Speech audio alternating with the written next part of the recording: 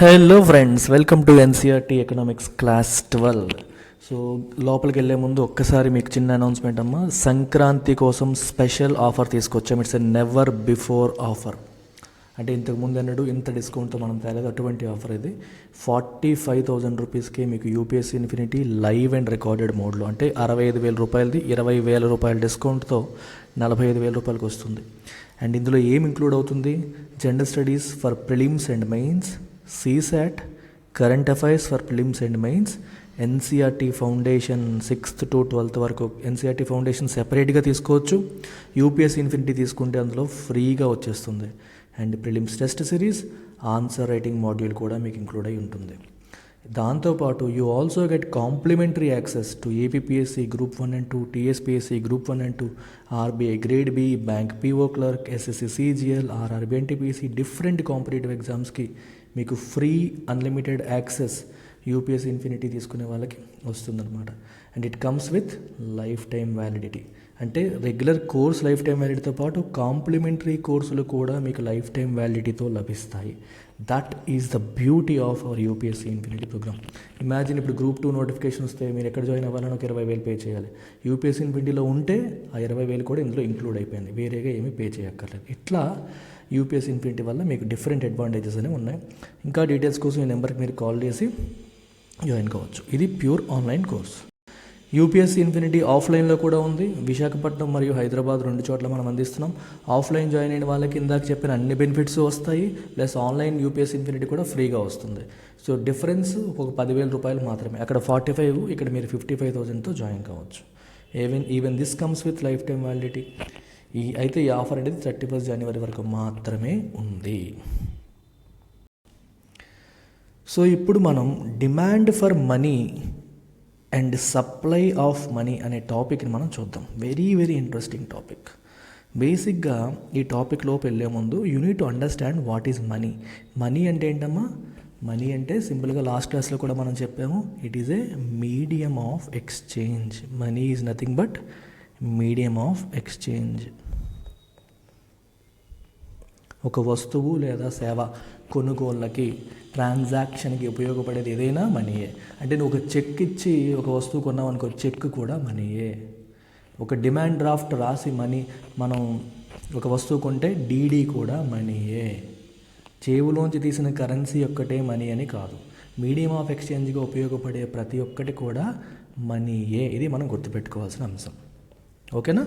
అయితే ఇప్పుడు demand for money అనేది ఎలా పుడుతుంది, మనీకి డిమాండ్ అనేది ఎలా వస్తుంది అనేది ఇక్కడ ప్రశ్న. ఇప్పుడు మనకి కామన్ సెన్స్తో ఆలోచిద్దాం. మనీ అంటే ఏం చెప్పాను? మీడియం ఆఫ్ ఎక్స్చేంజ్ అని చెప్పాను. సో మీడియం ఆఫ్ ఎక్స్చేంజ్ అంటే అర్థం ఏంటి? నీ దగ్గర నీకు ఒక వస్తువు కావాలి, లేదు నీకు ఒక కారు కావాలి. ఆ కారు కొనాలంటే నీ దగ్గర కరెన్సీ ఉండాలి, లేదా బ్యాంకులో డిపాజిట్ చేసి ఉండాలి, రైట్? సో దాన్ని ఇచ్చి, రైట్, నీ దగ్గర ఉన్నది ఇచ్చేసి నువ్వు ఆ వస్తువు తీసుకుంటావు. You are exchanging, right? You are exchanging what you have with what the other person has. నీ దగ్గర ఉన్నది ఇచ్చి వాళ్ళ దగ్గర ఉన్నది తీసుకుంటున్నావు. For that you need money. ఇప్పుడు ఒక మనీకి డిమాండ్ పెరగాలి అంటే ఏమవ్వాలి? వస్తువులు లేదా సేవలు నువ్వు కొనుగోలు చేయాలి అనుకోవాలి. అంటే నువ్వు ఏదైనా ట్రాన్సాక్షన్ చేయాలి అనుకుంటేనే నీకు ఎక్స్చేంజ్ చేయాల్సిన అవసరం వస్తుంది. ఎక్స్చేంజ్ చేయాల్సిన అవసరం వస్తేనే మనీకి డిమాండ్ వస్తుంది. అర్థమైందా? నువ్వు ఏ కొనుగోలు చేయాలనుకున్నప్పుడు నీ చేతిలో కరెన్సీ పెట్టుకుని ఏం చేస్తావు? అర్థమవుతుందా? మనకి మనీకి డిమాండ్ ఉండదు. అప్పుడు there is no demand for money. If you are not planning to buy anything, there is no demand for money. అది మనం అర్థం చేసుకోవాలి. The demand for money tells us what makes people desire a certain amount of money. Demand for money మనకి ఏం చెప్తుందమ్మా? What makes people desire a certain amount of money. ఒక particular amount of money వాళ్ళకి కావాలి అని అనిపించేలా ఏం చేస్తుంది, రైట్? ఇప్పుడు మీరు గమనించండి. Since money is required to conduct transactions, the value of transactions will determine the money people will want to keep. ఇప్పుడు నువ్వు 10 లక్షల రూపాయల వర్త్ ట్రాన్సాక్షన్స్ చేయాలంటే 10 లక్షల రూపాయల వర్త్ మనీ మన దగ్గర పెట్టుకోవాలి. The larger is the quantum of transactions to be made, the larger is the quantity of money demanded. నువ్వు చేయాలనుకున్న ట్రాన్సాక్షన్స్ వాల్యూ పెరిగితే ఆబ్వియస్గా నీ దగ్గర పెట్టుకోవాలనుకుంటున్న మనీ వాల్యూ కూడా పెరుగుతుంది. Since the quantum of transactions to be made depends on income, it should be clear that a rise in income will lead to rise in demand for money. ఇప్పుడు ఒక వస్తువులు మరియు సేవలు కొనుగోళ్లు చేయాలి అనుకోవడం అనేది దేని మీద ఆధారపడుతుంది? నీ ఆదాయం మీద, ఇన్కమ్ పైన. దాని అర్థం ఏంటి? మనకి ఇన్కమ్ అనేది పెరిగితే, ఇప్పుడు సంవత్సరానికి 6 లక్షలు సంపాదించే వాళ్ళు ఇప్పుడు సంవత్సరానికి 10 లక్షలు సంపాదిస్తే, ఇన్కమ్ అనేది పెరిగితే you would want to buy more stuff. నీ ఆదాయం అనేది పెరిగింది కాబట్టి నువ్వు ఇంకా ఎక్కువ వస్తువులు కొనుగోలు చేయాలనుకుంటావు. దానికి తగ్గట్టు you will keep money with you, currency నీ దగ్గర పెట్టుకుంటావు. సో కొనుగోలు చేయాలనుకోవడం అనేది first thing.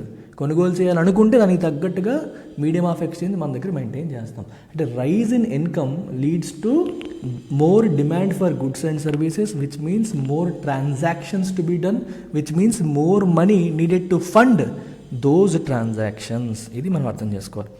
Also when people keep their savings in the form of money rather than putting it in a bank which gives them interest, how much money people also keep also depends on interest rate. ఇంకొక concept ఏంటి అంటే, బ్యాంకులు వడ్డీ రేట్లు ఇస్తాయి.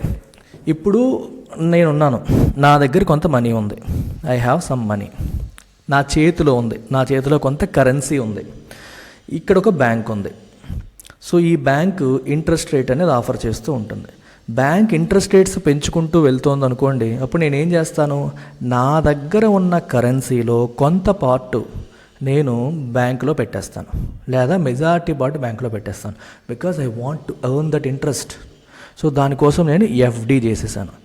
Let's సే నా దగ్గర 10 లక్షల రూపాయలు ఉంటే ఇందులో 8 లక్షల రూపాయలు నేను బ్యాంకులో ఎఫ్డి చేశాను అనుకోండి, ఈ 8 లక్షలు ఇప్పుడు మనీ కాదు. ఈ పాయింట్ మీరు క్యాచ్ చేయాలి. అటు సార్ మొత్తం 10 లక్షలు మనీయే కదా సార్, ఏం మారుస్తుందని మీరు అనుకుంటారేమో. ఫిక్స్డ్ డిపాజిట్గా చేసిన 8 లక్షలు మనీ కాదు. ఎందుకు మనీ కాదు? It cannot act as a medium of exchange. నీ దగ్గరున్న ఎఫ్డీని ఉపయోగించి నువ్వు ఏ వస్తువు కొనలేవు కదా, అది ఎఫ్డీ. అది 5 సంవత్సరాల తర్వాత నీ చేతికి వస్తుంది. నీ చేతిలో ఇప్పుడు లేనప్పుడు దాన్ని ఉపయోగించి నువ్వు ఒక వస్తువు ఎలా కొంటావు? కొనలేవు. సో నీ చేతిలో ఉన్న 2 లక్షలు కావచ్చు, లేదా నువ్వు ఏదైనా కరెంట్ అకౌంట్ మెయింటైన్ చేస్తే బ్యాంక్ దగ్గర ఏటీఎం కార్డుతో లేదా డెబిట్ కార్డుతో నువ్వు ట్రాన్సాక్షన్ చేయగలిగేలాగా కరెంట్ అకౌంట్ మెయింటైన్ చేస్తే అందులో ఉన్న అమౌంట్ నువ్వు ట్రాన్సాక్షన్ చేయొచ్చు. అది మనీయే. గమనించారా? ఎఫ్డీలో ఉన్నది, రికరింగ్ డిపాజిట్స్లో ఉన్నది మనీ కాదు. That is currency. కన్ఫ్యూజ్ అవ్వకండి. మనీ అనగానే మనకు జేబులో నోట్లు గుర్తొస్తాయి, అలా కాదు. మనీ అంటే మీడియం ఆఫ్ ఎక్స్చేంజ్ అనేది మైండ్లో పెట్టుకోండి, అప్పుడు మీకు క్లారిటీ ఉంటుంది.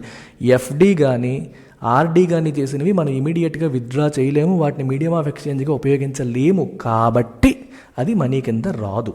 సో బ్యాంకుల్లో మనం ఎఫ్డీలు ఆర్డీలు ఎక్కువగా చేస్తే మనీ ఏమైనట్టు? తగ్గిపోయినట్టు. డిమాండ్ ఫర్ మనీ తగ్గిపోయినట్టు అని మనం అర్థం చేసుకోవాలి. ఓకేనా? అంటే మన చేతిలో ఉంచుకునేది కావచ్చు, కరెంట్ అకౌంట్లో ఉంచేది కావచ్చు, సేవింగ్స్ అకౌంట్లో ఉంచేది కావచ్చు, అదంతా money. Because you can immediately use it for transacting. Check ఉపయోగిస్తావు, నువ్వు చెక్ ఉపయోగించినప్పుడు నీ సేవింగ్స్ అకౌంట్లో నీ కరెంట్ అకౌంట్లో ఉన్న మనీ డిడక్ట్ అవుతుంది, ఎఫ్డీలో అనేది డిడక్ట్ అవ్వదు. డిమాండ్ డ్రాఫ్ట్ ఉపయోగించినా ఏదైనా అంతే. ఇది మర్చిపోకండి. Specifically when interest rates go up people become less interested in holding money. Interest rates పెరిగినప్పుడు జనాలు ఏమనుకుంటారు, బ్యాంక్ కూడా మంచిగా ఇంట్రెస్ట్ ఇస్తుంది, చేతిలో పెట్టుకుని ఏం చేస్తాం? Since holding money amounts to holding less of interest earning deposits. చేతిలో డబ్బులు పెట్టుకుంటే మనకి ఇంట్రెస్ట్ ఎర్నింగ్ డిపాజిట్స్ లేనట్టే కదా. అదే బ్యాంకులో పెడితే మనకి దాని నుంచి వడ్డీ వస్తుంది. సో కాబట్టి మనకి ఇంట్రెస్ట్ అనేది తగ్గిపోతుంది చేతిలో పెట్టుకుంటే. అదే మనం బ్యాంకుల్లో పెట్టామనుకోండి మనకి వడ్డీ వస్తుంది. సో హయ్యర్ ఇంట్రెస్ట్ వచ్చినప్పుడు కూడా money demanded comes down. So మీకు ఒక్కసారిగా ఇది సమ్మరైజ్ చేయాలంటే, ఇన్కమ్ లెవెల్ పెరిగినప్పుడు ట్రాన్సాక్షన్స్ పెరుగుతాయి. సో మనీ డిమాండెడ్ అనేది పెరుగుతుంది. అదే ఇంట్రెస్ట్ రేట్స్ పెరిగినప్పుడు ఏమవుతుందమ్మా? ఎఫ్డి లేదా ఆర్డి లాంటివి పెరుగుతాయి. సో మనీ డిమాండెడ్ తగ్గిపోతుంది. Money comes down. Okay, money అనగానే ఏంటి గుర్తు రావాలి? మీడియం ఆఫ్ ఎక్స్చేంజ్గా పనికొచ్చేవి తగ్గిపోతాయి. Right. So demand for money అర్థమైందా? Now let's come to supply of money. Supply of money అంటే ఏంటో కూడా ఒకసారి చూసేద్దాం. In a modern economy money comprises cash and bank deposits. ఇక్కడ గమనించండి, when I say bank deposits, ఇవేంటివి? Savings account, current account. వీటిని మనం డిమాండ్ డిపాజిట్స్ అంటాం. We call it demand deposits. అంటే ఎప్పుడు అవసరమైతే అప్పుడు తీసుకోగలిగే వాటిని, ఆన్ డిమాండ్ విత్డ్రా చేయగలిగే వాటిని we call demand deposits. We call them demand deposits అని చెప్పి మనం అంటాం. Depending on what types of bank deposits are being included, there are many measures of money. These are created by a system comprising two types of institutions, one central bank of economy and the commercial banking system.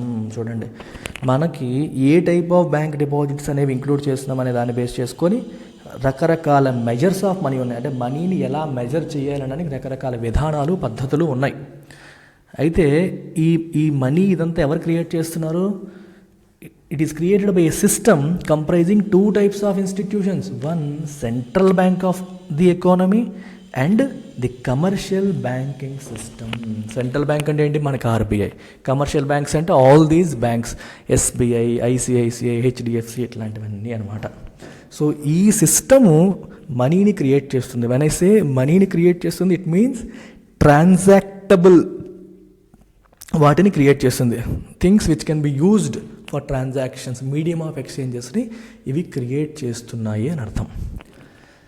Now let's look at central bank. Central bank is a very important institution in a modern economy. Obviously the most important one అది. Almost every country has one central bank. ప్రతి కంట్రీకి కూడా ఒక central bank ఉంది. India got it central bank in 1935. ఇండియాకి తన సెంట్రల్ బ్యాంక్ ఎప్పుడు వచ్చిందమ్మా? 1935లో. It's name is the Reserve Bank of India. మన సెంట్రల్ బ్యాంక్ నేమ్ ఏంటమ్మా? Reserve Bank of India. Central bank has several important functions. దానికి చాలా ఫంక్షన్స్ ఉన్నాయి. మొదటిది, it issues the currency of the country. Currency నోట్లను అదే ఇష్యూ చేస్తుంది. It controls the money supply of the country. దేశంలో ఉన్న సప్లై ఆఫ్ మనీని Reserve Bank of India control చేస్తుంది through various methods like bank rate, open market operations, variations in reserve ratios, ఇవన్నీ మనం చూస్తాం తర్వాత. ఇలాంటి రకరకాల పారామీటర్స్తో మనీ సప్లైని కంట్రోల్ చేస్తుంది. It also acts yes a banker to the government. గవర్నమెంట్కి బ్యాంకర్గా యాక్ట్ చేస్తుంది. Which means, what is the meaning of that? గవర్నమెంట్కి బ్యాంకర్గా యాక్ట్ చేస్తుందంటే అర్థం ఏంటమ్మా? గవర్నమెంట్కి బ్యాంకింగ్ కార్యకలాపాలన్నీ ఆర్బీఐ చేసి పెడుతుంది. సో గవర్నమెంట్ అకౌంట్స్ మెయింటైన్ చేయడం ఇట్లాంటివన్నీ ఆర్బీఐ చేసి పెడుతుంది. It is the custodian of foreign exchange reserves. Government యొక్క ఫారెన్ ఎక్స్చేంజ్ రిజర్వ్స్ అన్నిటికీ కాపలాదారు ఎవరు? ఆర్బీఐ. ఆర్బీఐ దగ్గర ఇవన్నీ ఉంటాయి. It also acts yes a bank to the banking system. Banking సిస్టమ్కి కూడా బ్యాంక్ అంటే ఎస్బీఐకి, ఐసిఐసికి, హెచ్డిఎఫ్సికి కూడా it's a banker to banks. Banker to banks. Banks can deposit their money with RBI. Right. వాళ్ళు ఒక బ్యాంక్ నుంచి ఇంకొక బ్యాంకుకి ట్రాన్స్ఫర్లు చేయాలంటే ఆర్బీఐ ద్వారా వాళ్ళు చేసుకోవచ్చు. They have another system called Kuber. Kuber అని చెప్పేసి ఆర్బీఐ వాళ్ళ సిస్టమ్ ఉండి దాన్ని ఉపయోగించి వాళ్ళు ట్రాన్సాక్షన్స్ చేస్తారు. Which is discussed in detail later. తర్వాత మనం చూడబోతున్నాం అదంతా. From the point of view of money supply, we need to focus on its function of issuing currency. Money supply point of view లో ఆర్బీఐకి ఉన్న డిఫరెంట్ ఫంక్షనాలిటీస్లో మనం చూడాల్సింది, ఫోకస్ చేయాల్సింది ఏంటి? Its function of issuing currency. Currency issue చేసే తన major function పైన మనం దృష్టి పెడదాం. This currency issued by the central bank can be held by the public or by the commercial banks. This currency issued by the central bank can be held by the public or by the commercial banks and is called the high-powered money or reserve money or monetary base, as it acts as a basis for credit creation. Very, very important. RBI issue చేస్తున్న currency can be held by public or by commercial banks. ఇది ప్రజల చేతుల్లో ఉండొచ్చు లేదా బ్యాంకుల చేతుల్లో ఉంటుంది, circulate అవుతూ ఉంటుంది. ఈ కరెన్సీని మనం ఏమంటామమ్మా? హై పవర్డ్ మనీ అంటాం, లేదా రిజర్వ్ మనీ అంటాం, లేదా మానిటరీ బేస్ అని కూడా అంటాం. M0 అంటారు. తర్వాత మనం చూడబోతున్నాం M0, M1, M2, M3 అని చెప్పి వీటికి టెర్మినాలజీ ఉంటుంది. It is called monetary base or reserve money or high powered money. Remember this. ఇది మనకి సెంట్రల్ బ్యాంక్ యొక్క contribution as far as money supply is considered. ఇది కరెన్సీని ఇష్యూ చేస్తుంది. ఆ ఇష్యూ చేసిన టోటల్ కరెన్సీని మనం ఈ పేరుతో పిలుస్తాం. మరి కమర్షియల్ బ్యాంక్స్ యొక్క రోల్ ఏంటి మనీ సప్లై విషయంలో అనేది ఇప్పుడు చూద్దాం. Commercial banks are the other type of institutions which are a part of the money creating system of the economy. ఇవి కూడా మనీ క్రియేటింగ్ సిస్టంలోనే ఉన్నాయి. ఇవి ఏం చేస్తాయో చూద్దాం. In the following section we look at the commercial banking system in detail. Next సెక్షన్లో డీటెయిల్గా చూస్తాం.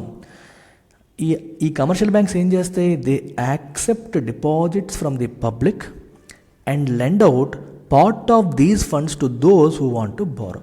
ప్రజల దగ్గర నుంచి వాళ్ళు డిపాజిట్స్ యాక్సెప్ట్ చేస్తారు, బ్యాంకులు యాక్సెప్ట్ చేస్తాయి. వాటిలో కొంత పార్ట్ని బారో చేసుకోవాలనుకుంటున్న వాళ్ళకి లోన్ రూపంలో ఇస్తాయి. The interest rate paid by the banks to deposits is lower than the rate charged from the borrowers. అంతేనా? చాలా ఈజీ కాన్సెప్ట్ కదా. ఇది బ్యాంక్ అనుకుంటే ఇక్కడ డిపాజిటర్స్ ఉంటారు, ఇక్కడేమో లోన్ తీసుకునే వాళ్ళు ఉంటారు. డిపాజిటర్స్ దగ్గర బ్యాంక్ మనీ కలెక్ట్ చేస్తుంది, లోన్ రూపంలో బయట వాళ్ళకి ఇస్తుంది. ఇది ఇంట్రెస్ట్ 2 అనుకుంటే, ఇది ఇంట్రెస్ట్ 1 అనుకుంటే, this interest 2 is more than interest 1. డిపాజిటర్లకి 6% pay చేస్తే లోన్స్ తీసుకునే వాళ్ళకి 14% ఛార్జ్ చేస్తుంది. రెండింటి మధ్య డిఫరెన్సే ఆ 8% ఏదైతే ఉందో అది బ్యాంక్ యొక్క ప్రాఫిట్ అవుతుంది. ఇది మీరు అర్థం చేసుకోవాలి. The difference between these 2 types of interest rates also called the spread is the profit appropriated by the bank. అది బ్యాంకులకు వచ్చే ప్రాఫిట్ అనమాట. The process of deposit and loan creation by banks is explained below. So ఒక చిన్న కథ రూపంలో ఈ deposit and loan creation కాన్సెప్ట్ని ఎక్స్ప్లెయిన్ చేశారు. చాలా బ్యూటిఫుల్గా ఎక్స్ప్లెయిన్ చేశారు ఈ కథలో. ఒకసారి ఈ కథలో మనం లీనమైపోదాం. చూడండి అమ్మా, ఒకానొక ఊర్లో లాలా అనే పేరుతో ఒక గోల్డ్ స్మిత్ ఉండేవాడు. ఈ ఊర్లో ప్రజలు గోల్డ్ను ఉపయోగించి లేదా ప్రెషియస్ మెటల్స్ను ఉపయోగించి వస్తువులు మరియు సేవల్ని కొనుగోలు చేసేవారు. అంటే వాళ్ళ దగ్గర అప్పుడు కరెన్సీ నోట్లు లేవు అనుకోండి. ఒక గొర్రె కొనాలి లేదా బియ్యం కొనాలి అంటే వాళ్ళు ఏం చేసేవారు? వాళ్ళ దగ్గర గోల్డ్ ఉండేది. అంటే gold was used as a medium of exchange. Gold ఇచ్చి, ఇవ్వండి 16 అణాలు ఉన్నాయి నా దగ్గర, 16 అణాల గోల్డ్ కాయిన్స్ ఉన్నాయి, ఇస్తున్నాను, నాకు ఒక గొర్రె పిల్లనివ్వండి. ఇలా గోల్డ్ కాయిన్స్ని లేదా ప్రెషియస్ మెటల్స్ని ఉపయోగించి వాళ్ళు ట్రాన్సాక్షన్స్ చేసేవాళ్ళు. ఇన్ అదర్ వర్డ్స్, ఈ మెటల్సే మనకి మనీ రూపంలో, మనీ అంటే ఏంటి, మీడియం ఆఫ్ ఎక్స్చేంజ్ రూపంలో పనిచేస్తున్నాయి. అయితే ఆ ఊర్లో ఉన్న ప్రజలు ఎవరైతే ఉన్నారో వాళ్ళు వాళ్ళ దగ్గర ఉన్న గోల్డ్ అంతా కూడా లాలా దగ్గర పెట్టడం మొదలుపెట్టారు. They started keeping their gold with Lala for safe keeping. Lala, మా దగ్గర ఉంటే పోతుంది, నేను మీ దగ్గర పెడతాను, నువ్వు దాచిపెట్టు అని చెప్పి వీళ్ళంతా కూడా వాళ్ళ దగ్గర ఉన్న గోల్డ్ తీసుకొచ్చి ఆ గోల్డ్ స్మిత్కి ఇచ్చేవాళ్ళు. In return for keeping their gold Lala issued paper receipts. మరి ఒక వ్యక్తి వెళ్ళి ఇతను లాలా కదా, లాలాకి గోల్డ్ ఇస్తే లాలా ఇగో నీ దగ్గర నేను గోల్డ్ తీసుకున్నాను అన్నట్టు ఒక రిసిప్ట్ ఇచ్చేవాడు, పేపర్ రిసిప్ట్ ఇచ్చేవారు. లెట్స్ సే ఇది 1/2 kg గోల్డ్కి ఒక పేపర్, 1/2 kg గోల్డ్ అనుకోండి. ఇంకొకటికి 1/4 kg గోల్డ్, ఇంకొకళ్ళు 200 grams gold, what ever it is. వాళ్ళు ఇచ్చిన దానికి ఆయన రిసిప్ట్స్ అనేవి ఇచ్చేవాడు అనమాట. ఇచ్చి దాంతోపాటు కొంత ఫీజు కూడా, స్మాల్ ఫీజు కూడా ఛార్జ్ చేసేవాడు. ఎందుకంటే మీ దగ్గర ఉన్న గోల్డ్ని నేను దాచిపెడుతున్నాను కదా, సేఫ్గా ఉంచుతున్నాను కాబట్టి I'm also charging some fee అని ఫీజు కూడా ఛార్జ్ చేసేవాడు. స్లోగా కొన్నాళ్ళు అయ్యేసరికి ఈ పేపర్ రిసిప్ట్స్ ఏవైతే ఉన్నాయో అవన్నీ కూడా they began to circulate as money. చూసారా? ఇప్పుడు దీని అర్థం ఏంటి అంటే, ఇక్కడ రామారావు అనే ఒక వ్యక్తి ఉన్నాడు, కృష్ణారావు అనే వ్యక్తి ఉన్నాడు, సీత అనే ఒక అమ్మాయి ఉంది. ఓకే, రామారావు ఏమో 100 grams పేపర్ రిసిప్ట్ తన చేతిలో పెట్టుకున్నాడు, కృష్ణారావు ఏమో 200 grams పేపర్ రిసిప్ట్ తన చేతిలో పెట్టుకున్నాడు, సీత దగ్గర 500 grams పేపర్ రిసిప్ట్ తన దగ్గర ఉంది. ఇంకొక ఆయన దగ్గర పేపర్ రిసిప్ట్స్ ఏమీ లేవు, కానీ ఈయన దగ్గర ఒక షీప్ ఉంది, గొర్రె పిల్ల ఉంది అనుకోండి. సో ఇప్పుడు ఈ రామారావుకి గొర్రె పిల్ల కావాలి. సో ఈయన అంటాడు, నా గొర్రె పిల్ల 100 grams గోల్డ్ చేస్తుంది అని చెప్పి ఈయన అంటాడు. సో అప్పుడు రామారావు ఏం చేస్తాడంటే, తన దగ్గర 100 grams పేపర్ రిసిప్ట్ ఉంది గోల్డ్కి. సో ఇది వెళ్ళి మళ్ళీ గోల్డ్ తీసుకొని ఆ గోల్డ్ తీసుకొచ్చి మన ఈ ఈ మూడో వ్యక్తి ఉన్నాడు కదా, నాలుగో వ్యక్తి ఉన్నాడు కదా, ఇచ్చే బదులు బాబు అవన్నీ ఎందుకు, నా దగ్గర పేపర్ రిసిప్ట్ ఉంది, ఇది నువ్వు తీసుకో, నీ గొర్రెపిల్ల నాకు ఇచ్చేయి అని చెప్పి ఇతను తీసేసుకున్నాడు. సో ట్రాన్సాక్షన్ జరిగిపోయింది. బేసిక్గా గోల్డ్ అనేది చేతులు మారలేదు, గోల్డ్ బేరింగ్ రిసిప్ట్. ఈ రిసిప్ట్ ఎవరి చేతిలో ఉంటే వాళ్ళ దగ్గర గోల్డ్ ఉన్నట్టే లెక్క. ఈ పేపర్ రిసిప్ట్ అనేది చేయి మారింది. ఇప్పుడు ఈయన చేతిలోకి ఈ పేపర్ రిసిప్ట్ వచ్చింది. ఈ పేపర్ రిసిప్ట్ పట్టుకొని ఈ లాలా దగ్గరికి వెళ్ళాడు అనుకోండి, ఆ 100 గ్రాముల గోల్డ్ ఈయనకి వచ్చేస్తుంది అనమాట. అలా మరి లాలా దగ్గర ఉన్న గోల్డ్ టచ్ చేయకుండానే లాలా ఇచ్చిన పేపర్ రిసిప్ట్స్ ఏవైతే ఉన్నాయో అవి సర్క్యులేట్ అవ్వడం మొదలయ్యాయి. మీకు అర్థమైందా? లాలా దగ్గర ఉన్న గోల్డ్ మరి టచ్ చేయాల్సిన అవసరం లేదు. సో వీళ్ళందరూ ఆ పేపర్ రిసిప్ట్స్నే హ్యాపీగా సర్క్యులేట్ చేసుకుంటూ ఉన్నారు. They started circulating all these paper receipts. ఇది కదా. So this means that instead of giving gold for purchasing wheat or sheep, నేను షీట్ ఎగ్జాంపుల్ ఇచ్చాను, వీళ్ళు ఏం చేస్తారంటే someone would pay for wheat or shoes or any other good by giving the paper receipts issued by Lala. ఈ రకంగా ఈ paper receipts అనేవి money రూపంలో యాక్ట్ చేయడం మొదలుపెట్టాయి. ఎందుకంటే విలేజ్లో ఉన్న అందరూ కూడా వీటిని మీడియం ఆఫ్ ఎక్స్చేంజ్గా యాక్సెప్ట్ చేయడం మొదలుపెట్టారు. ఎందుకు? అందరూ లాలాని నమ్ముతారు, లాలా దగ్గర ఉందంటే సేఫ్గా ఉన్నట్టే. సో ఈ పేపర్ రిసిప్ట్ నా దగ్గర ఉంటే నా గోల్డ్ లాలా దగ్గర పెట్టినట్టే, నువ్వు గోల్డ్ ఇచ్చినా నేను మళ్ళీ లాలాకే ఇవ్వాలి, దాని బదులు నువ్వు పేపర్ ఇచ్చేయి నేను తీసుకుంటానని చెప్పి ప్రజలందరూ యాక్సెప్ట్ చేయడం మొదలుపెట్టారు. ఓకేనా? Now let us suppose that Lala had 100 kgs of gold. ఇలా ప్రజలందరూ ఇచ్చింది 100 kgల గోల్డ్ లాలా దగ్గరికి వచ్చింది అనుకోండి. ఓకే, 100 kgలకి తగ్గట్టు ఆయన పేపర్ రిసిప్ట్స్ కూడా ఇష్యూ చేశాడు అనుకోండి. ఈ టైంలో రాము అనే వ్యక్తి లాలా దగ్గరికి వచ్చి నాకు 25 kgల గోల్డ్ కావాలి లోన్ రూపంలో అని అడిగాడు. కరెన్సీ లేదు అప్పటికి, ఇమాజినరీ సిచ్యువేషన్ ఇది. నాకు 25 kgల గోల్డ్ కావాలి, గివ్ మీ ఏ లోన్ అని చెప్పి రాము లాలాని అడిగాడు. ఇప్పుడు క్వశ్చన్ ఏంటంటే, can Lala give the loan? Lala loan ఇవ్వచ్చా? మీరేమంటారు? అది లాలాది కాదు కదా గోల్డ్, లాలా ఎలా ఇచ్చేస్తాడు, అది మంది కదా అని చెప్పి మీరు అనొచ్చు. ఈ 100 kgల గోల్డ్ తన దగ్గర ఉన్నది, దానికి క్లెయిమెంట్స్ ఉన్నారు, అది లాలాది కాదు. ఆ పేపర్ రిసిప్ట్ చూపిస్తే లాలా వాళ్ళకి గోల్డ్ ఇవ్వాలి, ఇట్ హ్యాస్ క్లెయిమెంట్స్. అయితే Lala could decide that everyone with the gold deposits will not come to withdraw their deposits at the same time. అయితే 100 మంది ఈ 100 kgల గోల్డ్కి రిసిప్ట్లు ఉన్నాయి, 100 kgల గోల్డ్కి ఉన్న రిసిప్ట్స్తో అందరూ ఒకేసారి వచ్చేసి నా గోల్డ్ నాకు ఇచ్చేయి అని అడగరు. ఆ విషయం లాలాకి తెలుసు. ఓకే, ఒకేసారి వచ్చేసి ఎవరు అడగరు అన్న విషయం లాలాకి తెలుసు.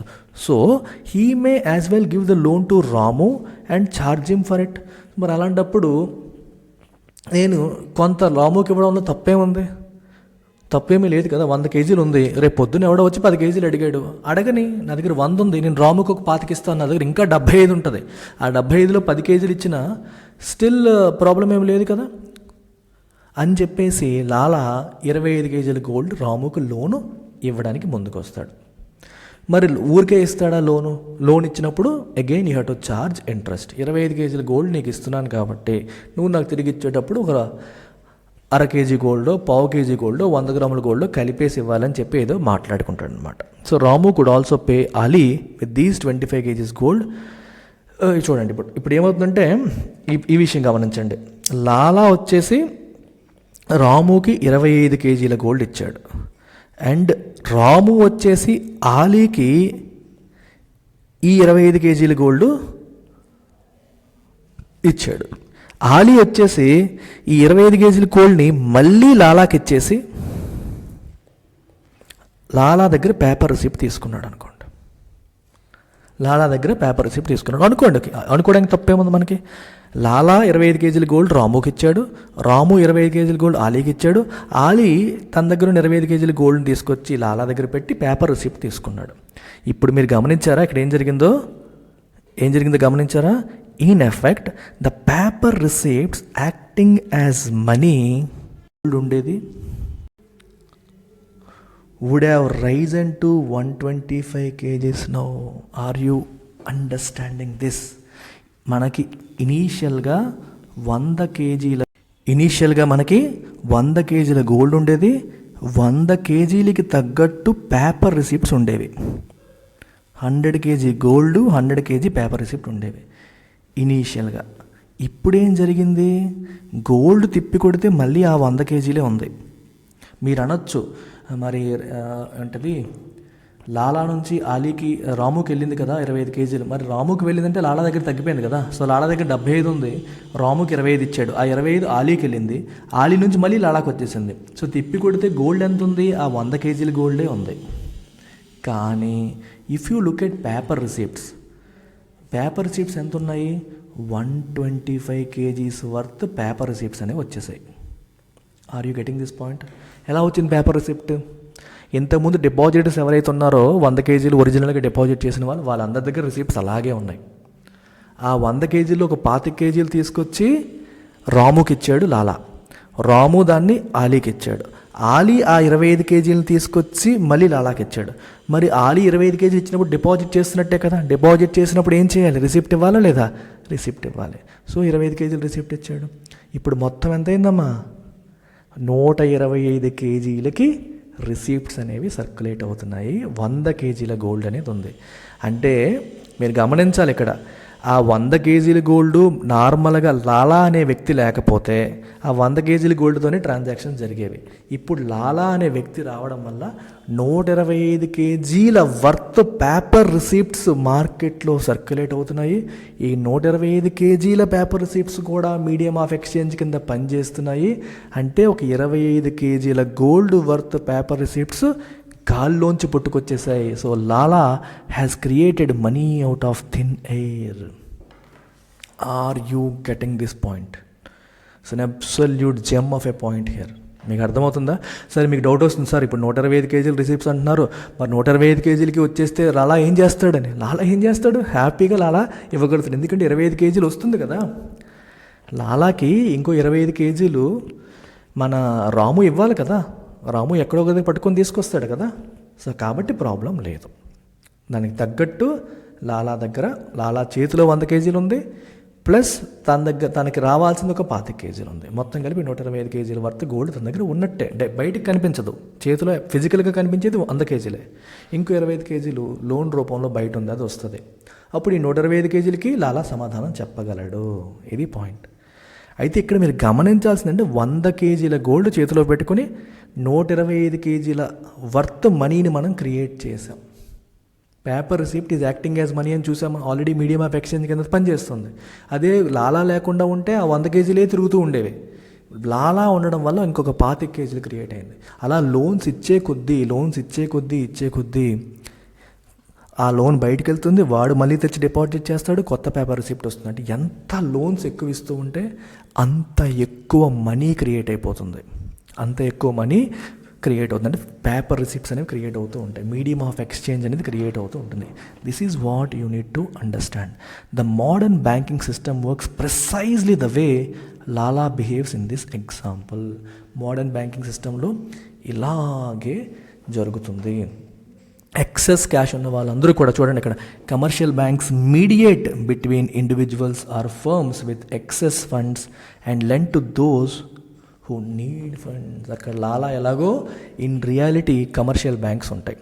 ఎక్సెస్ డబ్బులు ఉన్నవాడికి, డబ్బులు కావాలనుకునేవాడికి మధ్యలో మీడియేటర్స్ లాగా ఈ బ్యాంక్స్ అనేవి పనిచేస్తాయి. ఎక్సెస్ ఫండ్స్ ఉన్న వాళ్ళందరూ కూడా can keep their funds in the form of deposits in banks and those who need funds borrow funds in form of loans, home loans, crop loans. డబ్బులు ఉన్న వాళ్ళు డిపాజిట్ చేస్తారు, కావాల్సిన వాళ్ళు లోన్ రూపంలో తీసుకుంటారు. People prefer to keep money in banks because ఎందుకు, banks offer to pay some interest. ఎందుకు ప్రజలు డిపాజిట్ చేస్తారు, బ్యాంక్స్ ఇంట్రెస్ట్ పే చేస్తాయి కాబట్టి, on any deposits made. Also it May